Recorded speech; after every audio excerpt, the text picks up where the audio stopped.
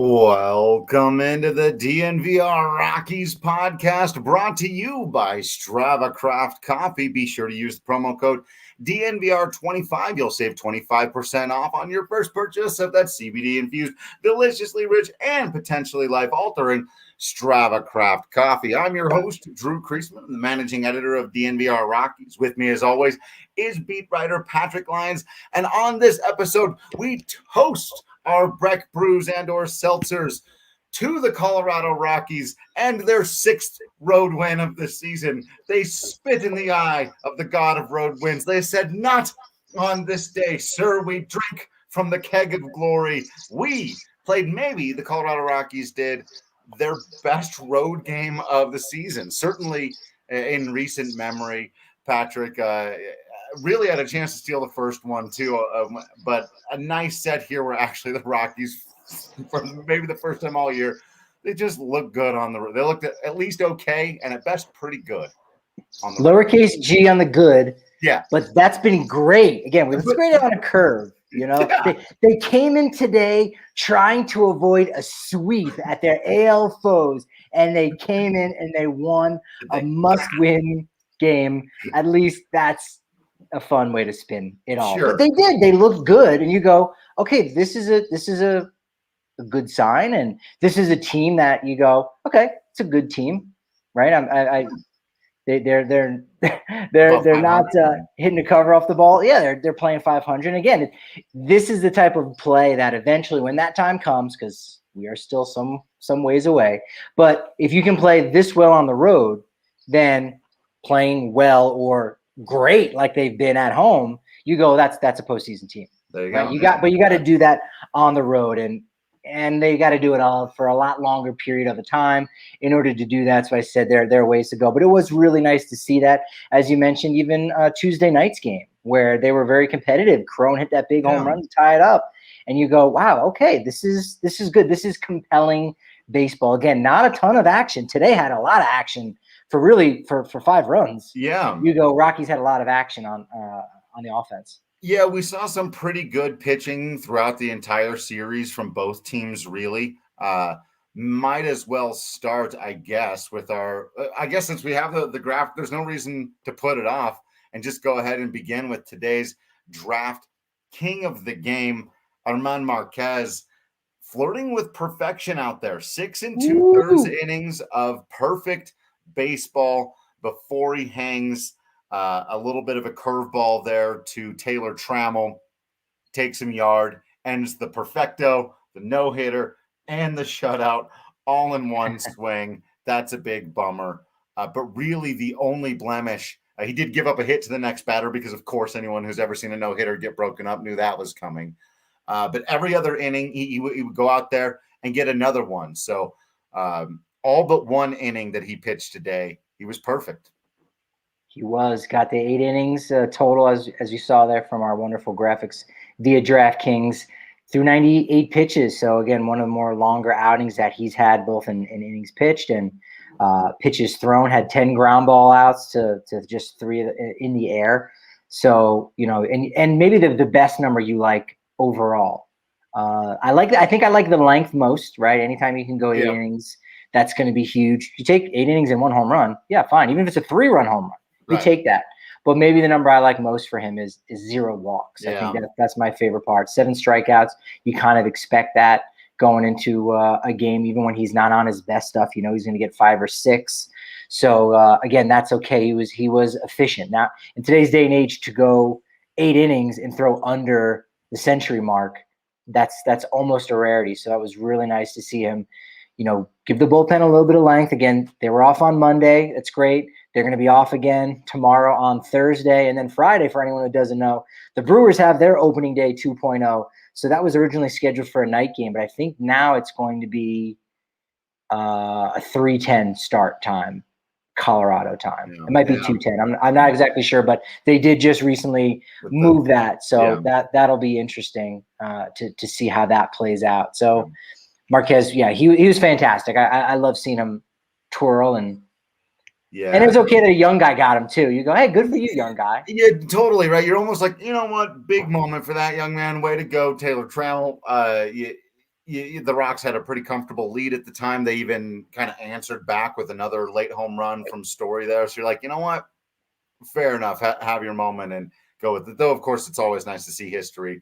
Marquez right there on it. But he really did have some phenomenal stuff today. One of the best breaking balls he's had all season. He got one of my favorite names. We got to do some point like we do on those tier makers. We've got to get all the best names in Major League Baseball and put them into tiers, because I feel like Shedlong Jr. is a top tier, but maybe it's not. Maybe it's that next rung down, because baseball's got some great names, but just it feels top tier of a name to me.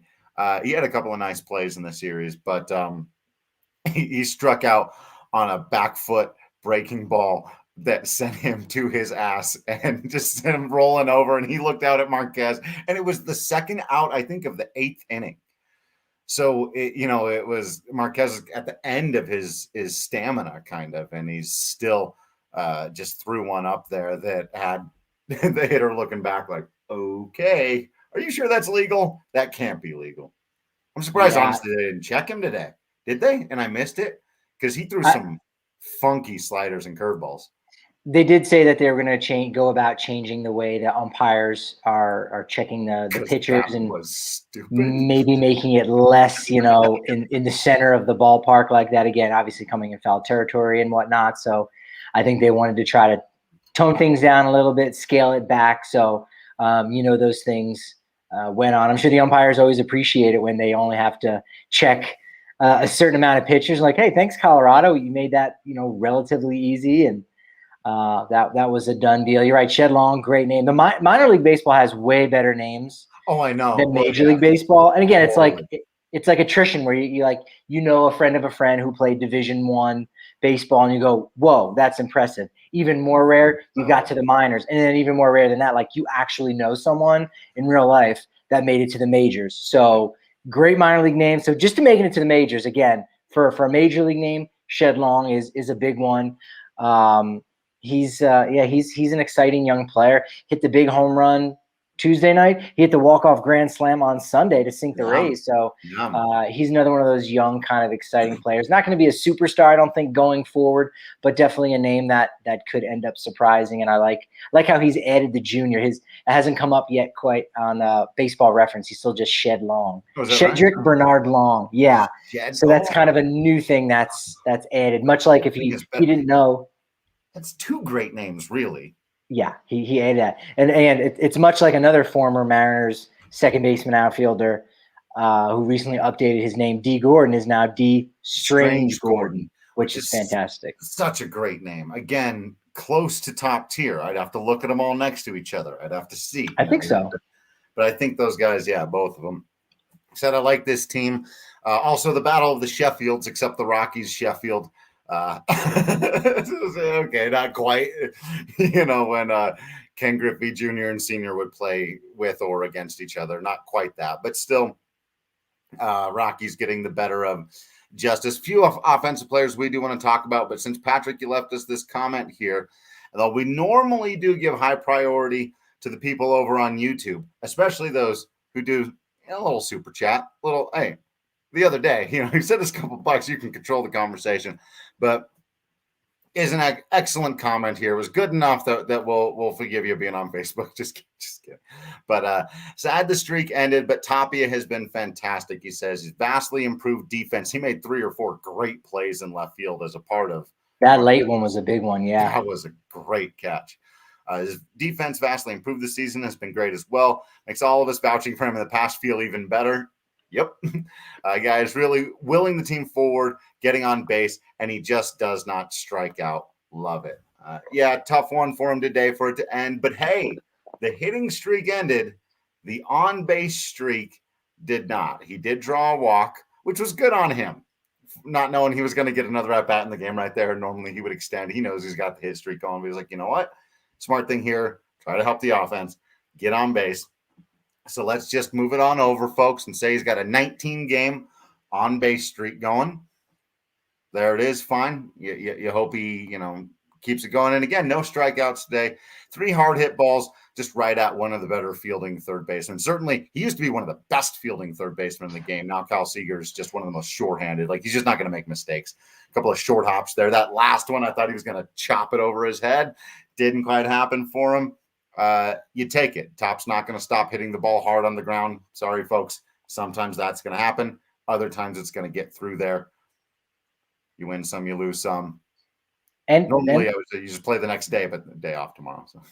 True. That's true. And the Rockies still did win a hitting streak because Jonathan Daza extended his streak to 10 games. So he's kind of keeping the line moving, getting that going forward. You like to see that. Blackman had the 3 walks. Again, walks in the game, you take that, right? Again, leading by example and saying, look, it's just got to get on base. That's it. He ended up coming around to score there at one point. Rogers had the big fly. If we're going to get into the offense there, you like to see that. His 4th home run of the season. Trevor Story with 2 home runs. You know, we talked about king of the game. Anytime you dominate like that, especially in this is an American League game with a designated hitter. This is an important thing to acknowledge. Anytime the pitcher controls the game like that, you are the king. You are the dominator. But Trevor Story on any other given day, even in a loss, you would go, first 2-run home run game of the season, and I think maybe the 16th of his career. Yeah, that sounds right. I'd have to double check, but I think that's what they said when Rockies PR sent out the thing. But yeah. And he crushed both of those baseballs. That was the other thing, too. Last one was opposite field, too. Really went with that pitch, drove it the other way. No doubt that one was going to get out. It was actually even closer to not getting out than I thought it was going to be. And the first one, he just turned on and obliterated 110 miles an hour off the bat. Like, that is a spicy meat ball that ended up. Their decks are kind of weird. It was into the second deck. It's kind of, but yeah, it was just Look how weird decks out there. Look at all these names too. I did forget about Lars Nootbaar. Might move right into number 1 spot. We'll see. And he was not a double unique because Lars Anderson, I do believe, made it to the majors. A former Red Sox prospect. I'd have to double check that. But I feel pretty certain that Lars did end up making it. Yeah. Lars Anderson. He did. So Lars Nootbaar, there's been a Lars before. Definitely has not been a Nootbaar. I'm pretty certain of that one. Yeah, I'm going to go out on a limb. I'm going to go on a limb in the 22,000 players in Major League history. No Nootbaars. No Nootbaars. No Nootbaars. All right, so yes, let us then toast this day. I got my juicy IPA here from Breckenridge Brewery. As we talked about earlier, you can get those 15-can samplers at King Soopers or down at the liquor store. Get a much bigger one when you're a member of the family down at the DNVR bar. Do subscribe today. We highly recommend it. You get access to all the written content, discounts constantly on hats and shirts and all kinds of other cool stuff. Get access to our Discord channel where we're talking Rockies 24/7 plus all the other sports. We're really hanging on for Tapia to get a hit today, trying everything we could in that Discord to just figure out a way for him to get that 9th inning hit once he got the extra at bat. Maybe if a handful more of you had been there with us, willing them on, maybe we could have made it happen. So you want to join. You want to be a part of all those things. Say you were in there when times were tough, that you didn't just bandwagon it in a couple of years when it ended up being good. So become a member of the family today at the DNVR.com. All that stuff we'll give to you. Plus, right now, when you do the annual, a free shirt from the DNVR Locker and a free holistic stick from our friends at Holistic Wellness. Check them out at HOLISTIK wellness.com and use the promo code DNVR30 to get 30% off once you've got that free holistic stick. But swinging a holistic stick, like I said, Trevor Story, man, that was real nice to see. Especially again, and we don't need to rehash and do it every time, but if he is going to build, some more value back, if someone's going to come out and go, hey, anyone who's going to be looking to acquire him wants to know for sure, like, he's good, right? Like, let's double check that he's good. Looks fine. So that helps. And Kroner with his home run the game before. Again, these guys we've talked about, that's a big showcasing moment. You like to see that. The oppo shots, you need to show, yes, he still has that raw natural strength that plays in a game. So again, whether it's even though these things aren't turning the season around and going to get the Rockies right back in it in that wild card picture. Not going to happen, folks, but there are good things from these kinds of performances that can help your ball club moving forward. Yeah, that's a great point too, especially when you look at what CJ Cron is doing. Has 5 homers in his last 7 starts. He did have a pinch hit if he had a pinch hit performance, I'm gonna throw out instead of saying 5 of 8, 5 of 7 starts. Yeah. So he's been doing that. He's super hot, and teams are not gonna want to pay for that kind of heat. However, the Rockies could go ahead and very somewhat easily take advantage of that on the trade market. And as you said, right, it might not necessarily translate to wins, and it might not be anything to be excited about. But when you can offload a veteran like that and bring in even if it's not an exciting piece right now, but bring in a prospect, bring in another asset that you can control for 6 to 7 years, right? Or multiple of those guys, because Cron is going to be controlled for, we're getting to a point where it's going to be 6 or 7 weeks, right? Like we're not talking about a long time. It's the end of the season. But it becomes a day that in 3, 4, 5, 6, maybe even 10 years down the line, you go back and you look at the transactions and you go, well, what do you know? All right, CJ Cron was the guy, the catalyst to bring in this player who maybe was used in another trade. It's like going down the line and seeing, I think it was Jose Briseño traded to the Angels, and who did the Rockies get? Jairo Diaz, who got some big outs for them, a few seasons ago. Right. And I think it was Josh Rutledge ended up going to the Angels, and Yency Almonte ends up coming back over in a deal. And you go, wow, all right, we didn't necessarily know what that was at the time. And obviously the deal that everybody likes to bring up, because it's the one that everyone knows, is McGee for Dickerson. And that's the trade, right? It's Jake McGee for Corey Dickerson. But really it becomes more about the second guy. And you go back and look and go, wow, we had no idea that when that deal was made that, the staff ace and maybe what could go down in history as the best pitcher in Rockies franchise history was acquired. So, the Rockies hopefully can take advantage of this hot streak. And, no teams we haven't seen any trades just yet. And we are getting close to July here. So we're getting close to that 1 month countdown clock to the July 30th deadline. It was moved a day early. And so no teams have moved yet. And, it would be nice to see the Rockies jump in there. Yeah. Yeah. I think I think we're going to see very little movement till right up at the deadline. And then I think we're going to see a ton of movement because there's a lot of teams in it, some that weren't expecting to be, some teams that are further out, like we've talked about the Yankees struggles and all those things. It's going to be fascinating with the Dodgers certainly not running away with it. With the Yankees and Dodgers and the Braves, none of those teams running away with anything. It's kind of opened the field up for whatever to happen this year. It's going to be very fascinating for sure. Wild the Innocent with a Rockies trivia question that I'm not sure I know the answer to, asking what is the record for longest on-base streak for the Rockies. So let's see how close I can get to any of this, because in my recollection, could be wrong about this, but the longest hitting streak in Rockies history belongs to Michael Kadire. And I believe it was in the low 30s, high 20s, low 30s.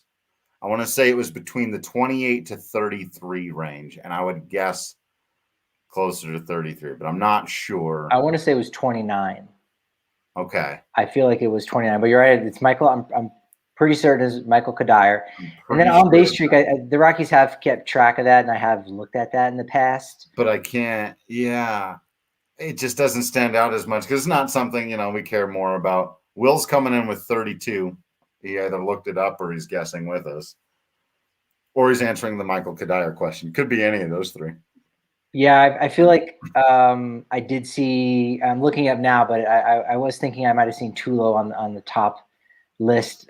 He did have a 41 game consecutive on-base streak. No kidding. 41 games. But it might be Michael Kadire, who also owned that record too at 46 straight games. Getting on base. Yeah. Wow. That's a lot. Yeah. That's a lot. That's a lot of games. But fun fact, Joe DiMaggio, when he had that 56 game hit streak, also had, at least as far as I know, a 56 consecutive game on base streak. Oh yeah. Not that many people realize that. Not that many people realize not everyone knows that. I wonder if if it was like there's also a 67 game on base streak, and no one talks about that. I wonder, I have no idea. I could see the number getting up, pretty high. Yeah. For getting on base. Yeah. Well, the hitting streak, Will says he looked it up. It was 27. Okay.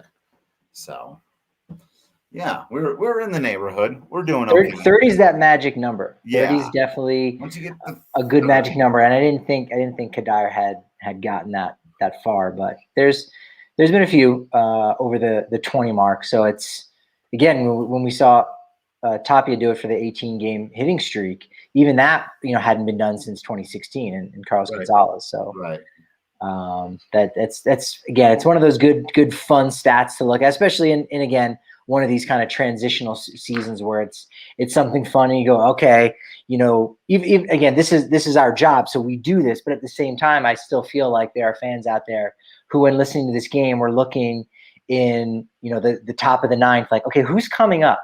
How many runs would they have to score? How many guys would have to get on base for Tapia to get that fifth at bat? Exactly, right? You're thinking that. You're thinking, oh man, because you want to see him extend that. You want that excitement. You want him to come back with, what would be a 22 game hit streak back on opening day 2.0 on Monday against Pittsburgh. And that's a 3-10 start coming up. That'll be fun to have a totally packed out Coors Field kind of in preparation for, the All-Star game and everything that's going to come with those festivities. Alas, the streak ends.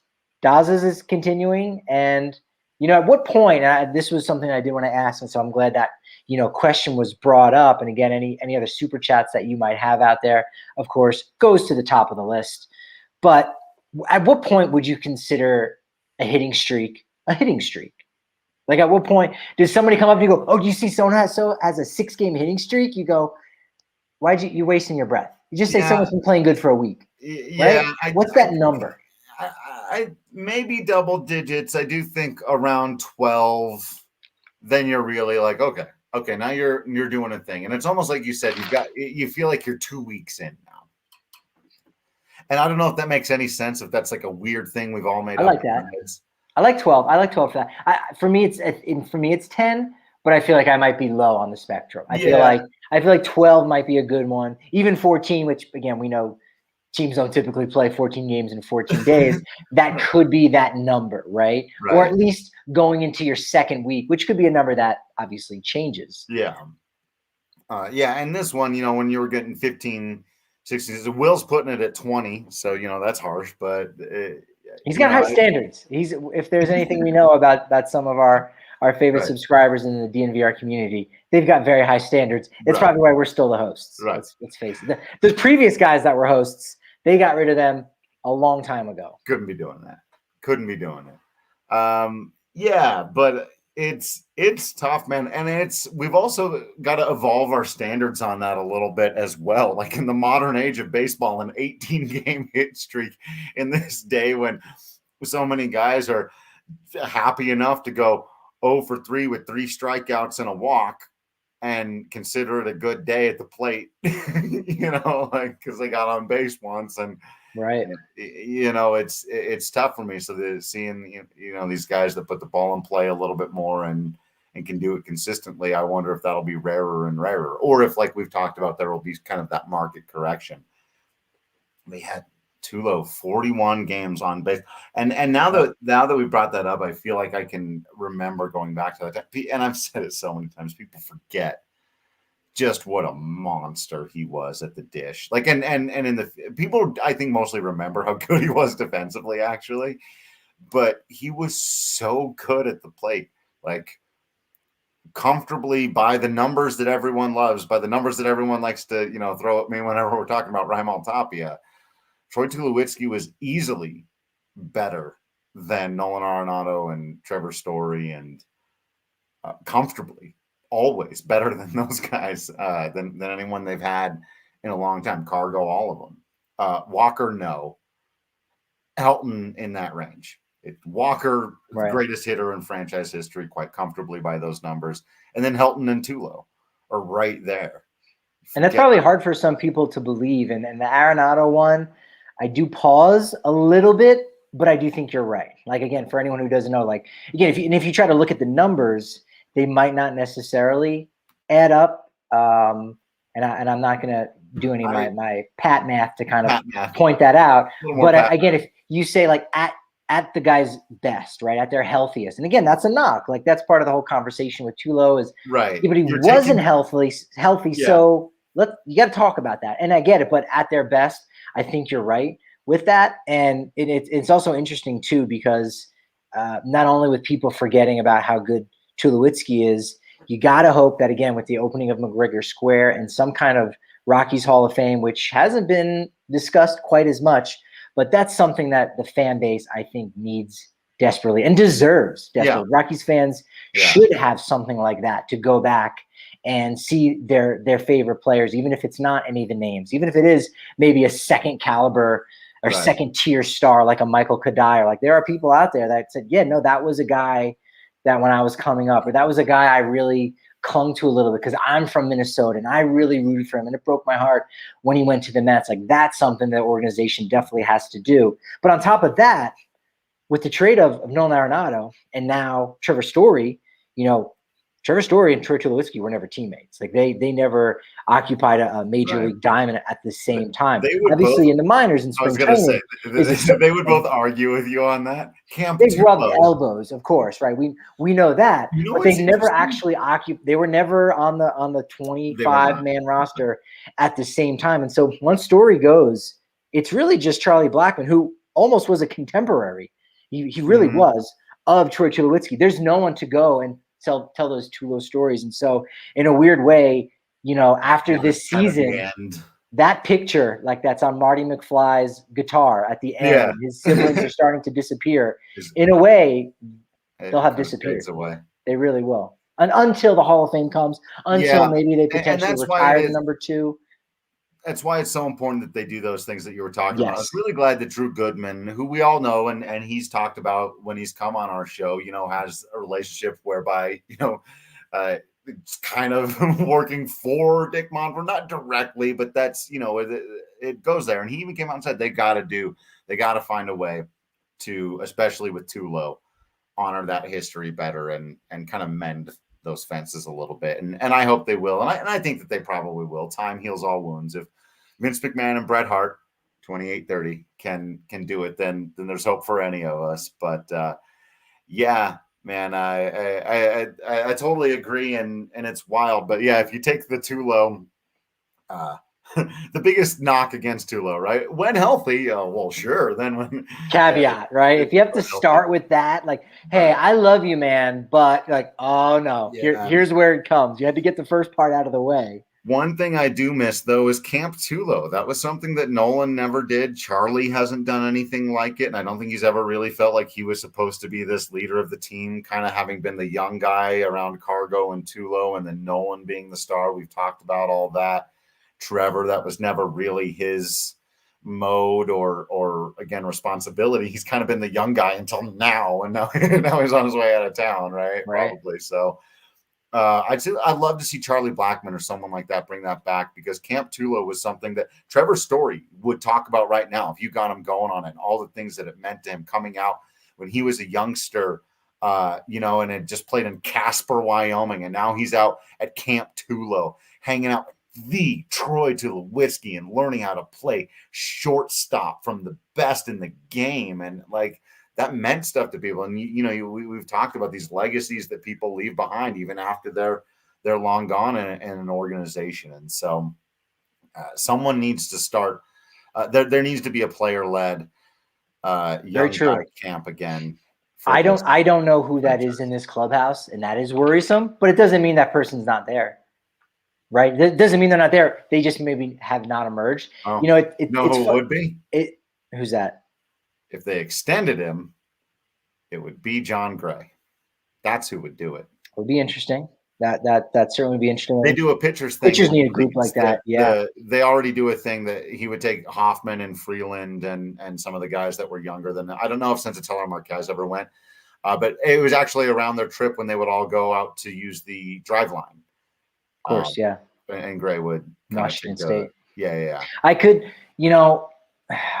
when you talk about that, I go, who is a guy that could do that? And again, maybe that shows you how special of a player Troy Tulowitzki was, and how much maybe he believed in the clubhouse, or wanted to believe that the clubhouse had a group of guys that could win a World Series. And he had gotten a taste of it so early there in 2007. So it was kind of, seemed like they were right on the cusp, and they very much were.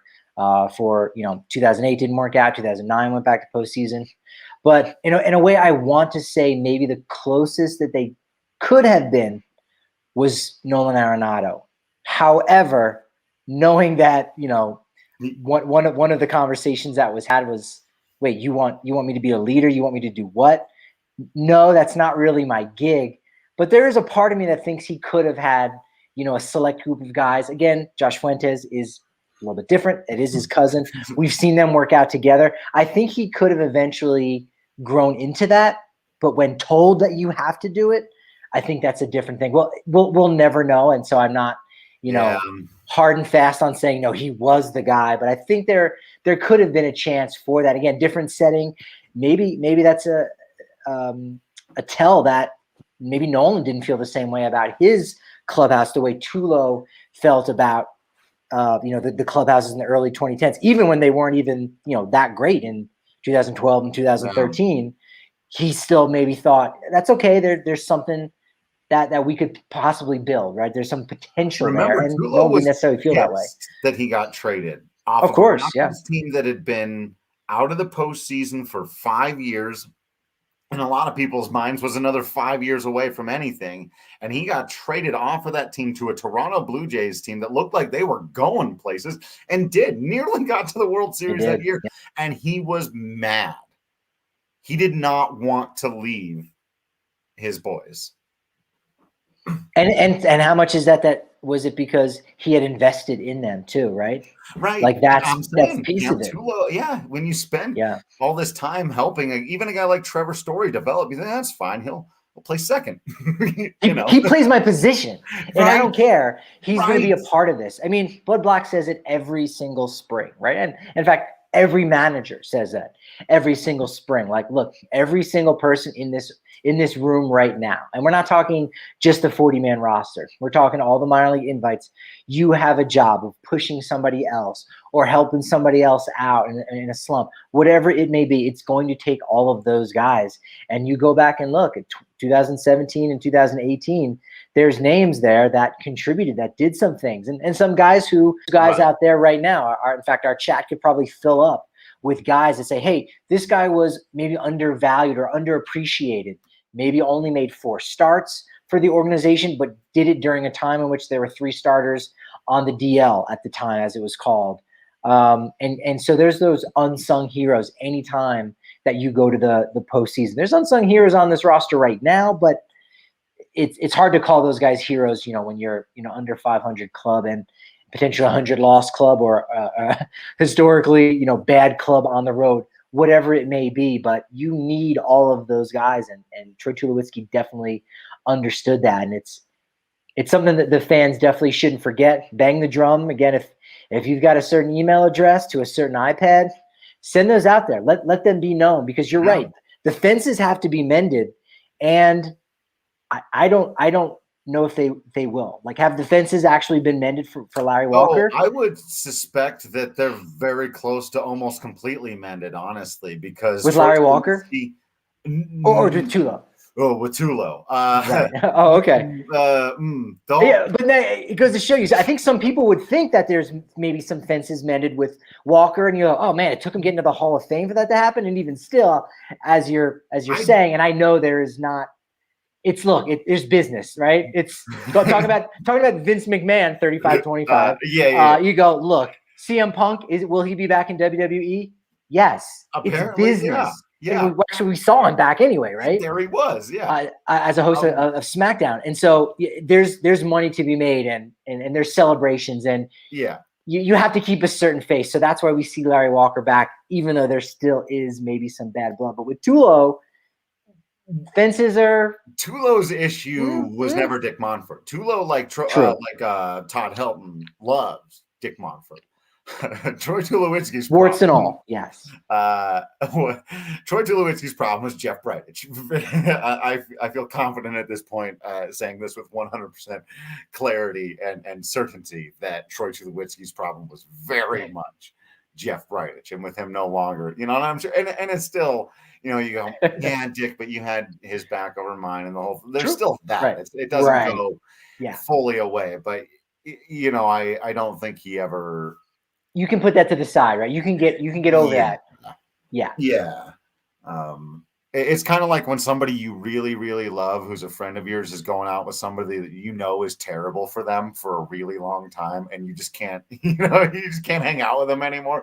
And they finally break up. Like, you don't immediately forgive them for the 3 years you couldn't hang out, but at some point you recognize they were in a bad situation. I'm not going to take it out on you, the person that I still do care about, even though that person I can't stand. You know, have I overridden the analogy here, or should I keep going? It plays, as long as you don't start then dating so then Jeff Bridich becomes assistant GM of somewhere else and then hires Tulo as a coach. By the way, he's very weird. Tulo's very successful, and we might be able to bring him up. We're still working on our schedule the next couple of days, but spoiler, and it's not much of a spoiler if you're keeping your eye on the situation. Troy Tulowitzki's University of Texas Longhorns have made it to the College World Series. They are in the final 8. So he is having some success there. So this definitely won't be the last time you hear Major League ball players or even a Major League club talk about Troy Tulowitzki as a coach, as a leader, as a mentor.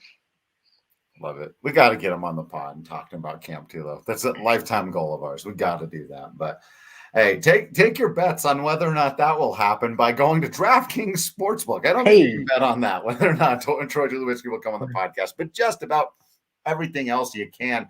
You can bet on baseball, basketball, hockey while the getting is still good in those sports. Make sure you get it going. If you had your picks for Trevor Story to hit a home run today, they don't double up on them for you, do they? They don't give you the bet twice if he hits. Be nice to have that bonus. Yeah, it would be nice. But still, you made your solid money on Trevor Story to get his home run, on the Rockies to get a road win. Again, I feel like you should get double wins if you get the Rockies on a road win. But still, whatever it is, they got all kinds of fantastic promos there all the time, basically amount to them throwing free money at your face for you to bet on whatever you want. So download the top-rated DraftKings Sportsbook app now.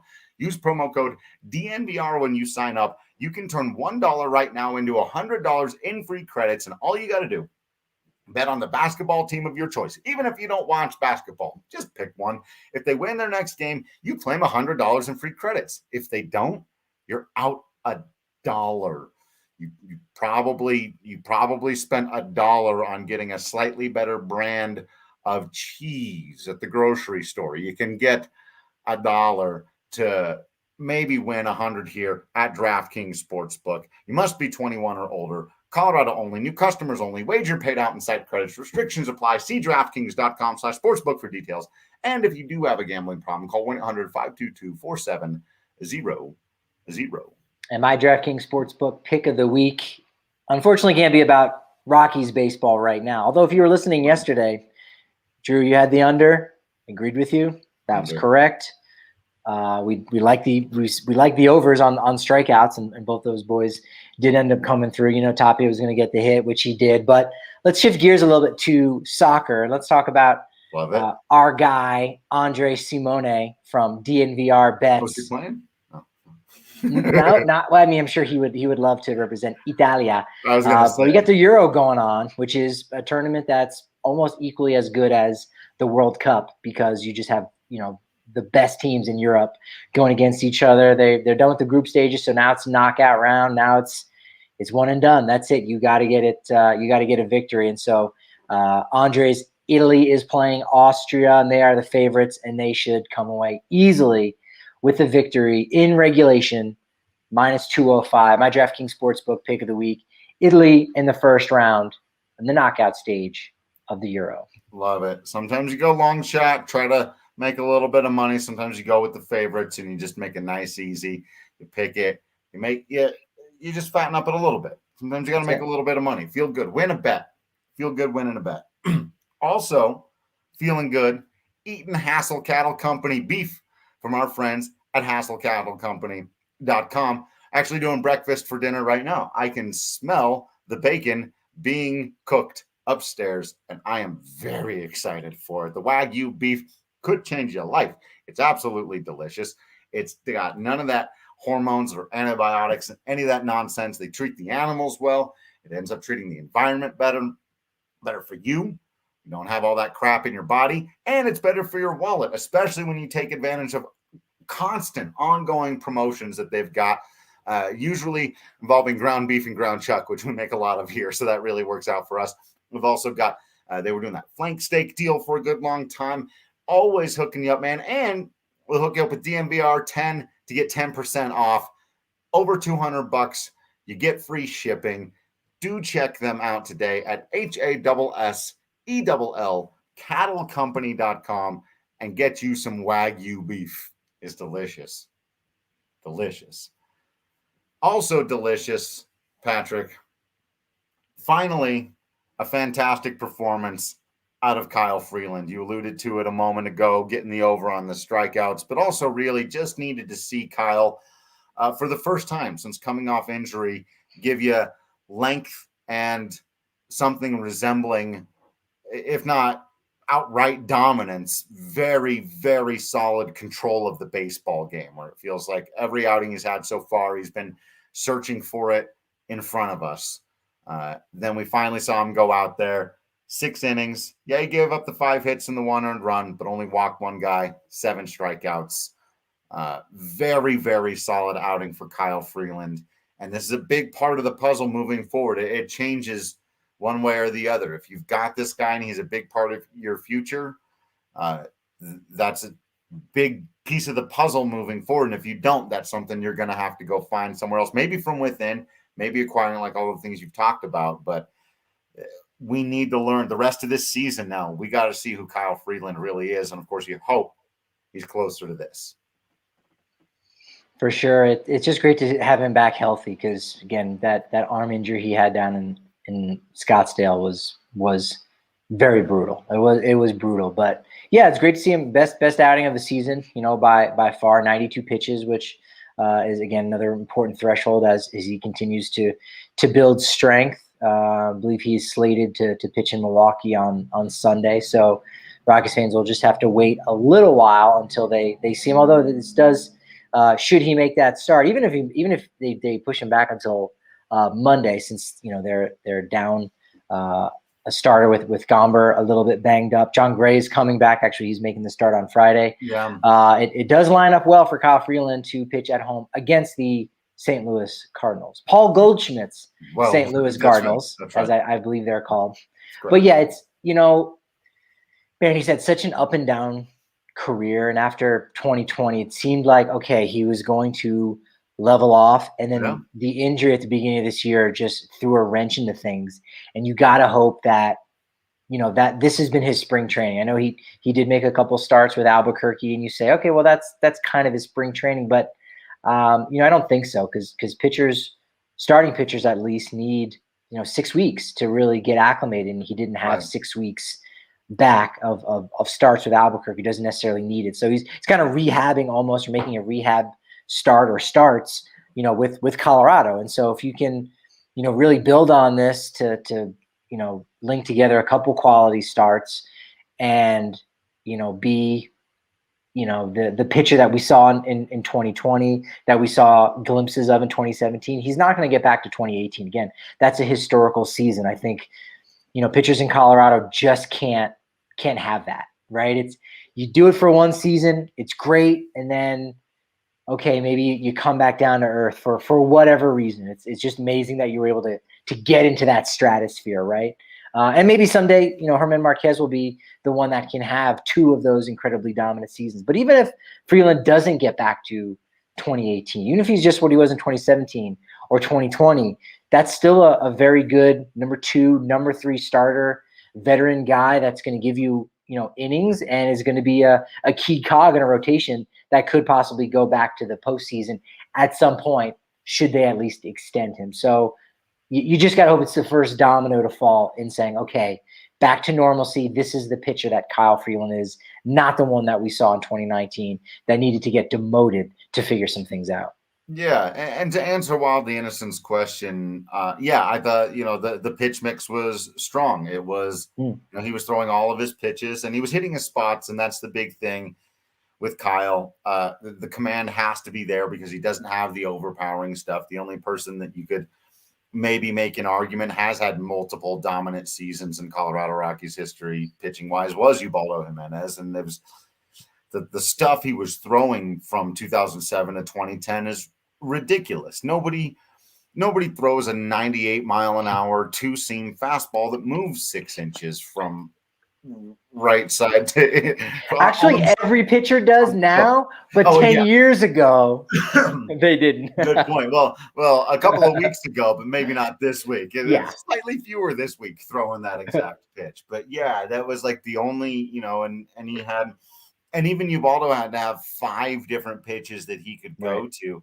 at any given time. Jorge De La Rosa, never dominant, but pretty to very good for most of his career. And again, it's the 4-5 pitch mix. The thing that both of those guys had in common actually was a splitter. Ubaldo Jimenez threw his splitter more as a split-fingered fastball. Ubaldo Jimenez threw it as a split-fingered change, or no, Jorge De La Rosa. I think I said it back. Jorge De La Rosa threw it as a changeup. Ubaldo Jimenez threw it as a fastball. But still that split finger drop. But you got to have fastball, curveball, slider in addition to all of those things as well. And, that's where we've looked at Gomber. It's why Makayla has always been bringing it up when she's been on the show. You got to have those things. And he's got the changeup that isn't a splitter. Kyle's changeup has been very good for him in the past. It was very good for him yesterday. It was terrible in 2019. It was one of the most hittable pitches in all of baseball was his changeup. And he was like, it's not a good recipe for the only pitch he kind of had a little bit in 2019 was his slider, but he had no fastball and he had no changeup. And the other day, fastball was okay, but the slider changeup were really good. And that gets you back on track. You got to have command of the fastball. And, he's never really thrown a true curveball. He basically throws his slider 2 different ways. One where it looks a little bit more like a cutter, one where it bends a little more down. It's kind of like a slurve. That's how Kyle differentiates between horizontal and vertical movement. But he's just got to hit his spots with all that stuff and mix it up. And if he does that and has confidence, it's what Patrick just said. He's probably never going to get back to 2018 again unless he unlocks some new trick. But as it is, he can be a very solid 3-4 for years to come. I saw him hit 95 yesterday as well. I thought that was strange. I wouldn't expect that to continue. But keep your eyes on it. Keep your eyes on it because there's a lot there, and we forget at times that they are human beings. And we've had this conversation with Toppy a lot lately, but you want guys to succeed by being the absolute best possible version of a baseball player, but you also want guys to succeed by being the absolute best version of themselves. What is your max potential that you can reach? And I don't think, even though we've seen Kyle Freeland at his peak best, I don't think we've seen him reach his max potential as a pitcher who can have a career, right? Yeah, that's a huge distinction. That's a huge distinction because, again, it's the consistency question, right? Where guys there's only a rare few that can be in the Cy Young contention like Freeland was in 2018 and do it almost every single year. Yeah. Right? Even Ubaldo in 2009, where he was, very good, but he wasn't what he was in 2010. Right. And again, that's okay. Like you would still take Ubaldo Jimenez in 2009 every single year. So would he, because he wasn't able to necessarily sustain it. And so you're right. If Freeland can, just go out and give like that quality start. And again, have that length to a career. Like it's, did Rick Porcello win a Cy Young award? I believe so. Just, right? Like those kind of, you have that year and you go, awesome. But that was the year where he beat out, I believe, Justin Verlander, and Verlander's like, wait, come on, you guys can't be serious, and took to Twitter. So that was probably that might have even been 2018. Is that right? Yeah. Yeah. But there's something that, I'd wanted to, in at the beginning of 2020, didn't get down to spring training and pandemic happened and whatnot. I wanted to talk with both Brian Shaw and Jake McGee about what it meant to have 10 years of service time, because that is a huge threshold. Again, we just talked about 22,000 plus major leaguers. And I say 22,000 now, even though only a couple of weeks ago we celebrated the 20,000th major league player. And you go, well, how did we get another 2,000 in about, a month? Well, we added the Negro League ball players to that list. So things have changed. But again, ultimately, to make it to the majors, fantastic. But to stick around for 10 years is just something that doesn't happen. And then not even if you've played 10 years, do you even make it to a Hall of Fame ballot? So that's another, threshold to get to. But to get those 10 years and to get that pension is a huge, huge thing. And it'll be interesting to see which one of these young guys, even if you throw, Freeland and Senzatella, because I believe those were two players that maybe to a lesser extent are lost boys. They're not necessarily lost. They're veteran guys that, again, are going to have a good 5 more years left in their career. But if they only have 5 more years left of their career, they're almost falling just short of that 10-year mark. Right. And so having those 10 years is vital, to be able to do that and say that. It means you've had quantity of success, not just quality, right? That's the tool of conversation about being healthy and whatever, but being healthy and stringing it together where you're consistent and teams are, signing you up to long-term extensions or giving you multi-year deals, whatever it is, or you even get those invites and you end up making the roster. Getting 10 seasons is vital. And Kyle Freeland has a long way to go to kind of prove that. I think Marquez might be the only one right now. And I think John Gray too. I think should be all just about fine to get that, and he's a lot closer too, right? Because he's in his 6th season. But even still, and you could take a 4th or 5th year guy and go, I don't know. I mean, even Jacob deGrom now at this point, where I think he's only 7 years in, and with the arm injuries he's had, you go, hey, 10 years is not a given, right? It's not a given with the injuries that pitchers have. Did Lincecum make it to 10? I think he had exactly 10. And again, I don't even know the specifics of as far as how that pension works, if it's, exactly service time. Year 5, 6, you would have said, what are you kidding? This guy's going to have a 19, 20-year long career. He's going to be the best pitcher in baseball for – and he pitched parts of 10 seasons. But as far as service time, I don't know that he was actually able to do that. His final season, he entered with 9 years and 32 days. That final year with the Rangers in 2018. And in fact, no. So I don't think he got 10 years. He played in parts of 10 years, but I don't even think he's receiving pension. It's one of the reasons why he, even, in the past couple of years, has trained at Driveline and is kind of under the radar.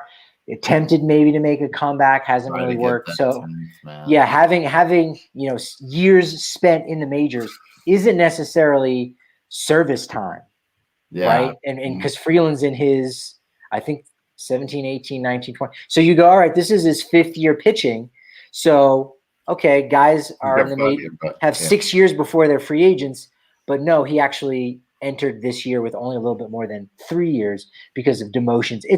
We're getting too bogged down in but it's But to back what you were originally talking about, it's so true. Is like, how do you stick around? How do you do it?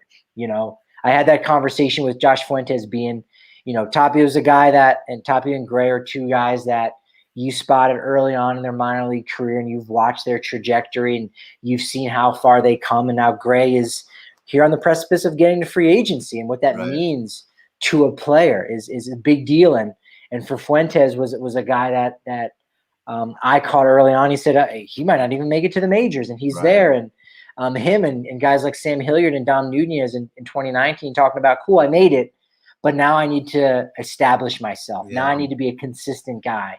And Freeland, I'm sure himself would say, okay, I've made it. I'm a consistent guy, but now I need to really have a career. It's kind of one of the reasons.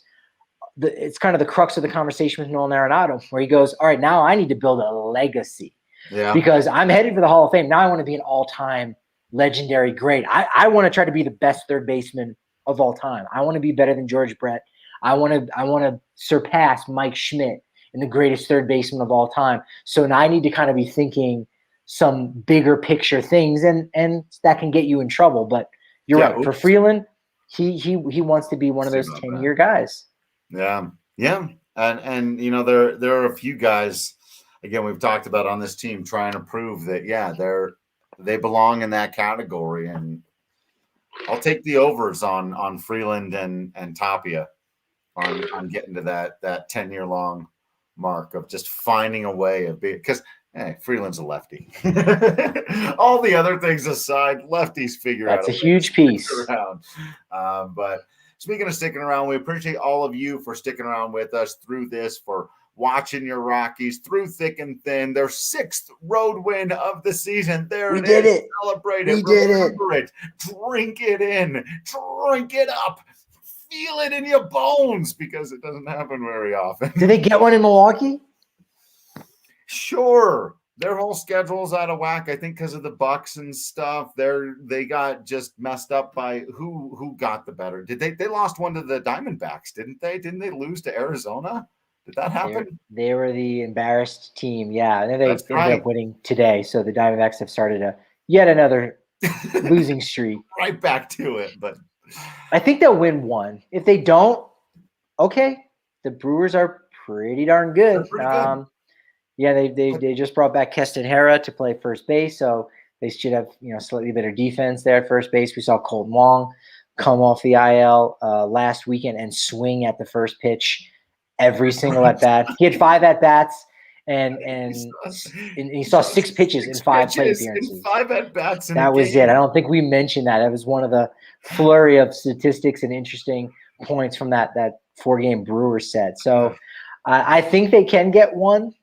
Maybe it's against Eric Lauer, who they probably should have beaten last week. They didn't, but Lauer is set to start on Sunday. Adrian Hauser on Saturday. Corbin Burns is the starter on Friday. Gray against Burns. Gray Burns.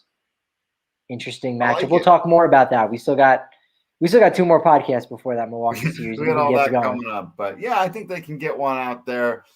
Should be fun to take in and see if Tapia can start a new hit streak going or keep the on-base streak going.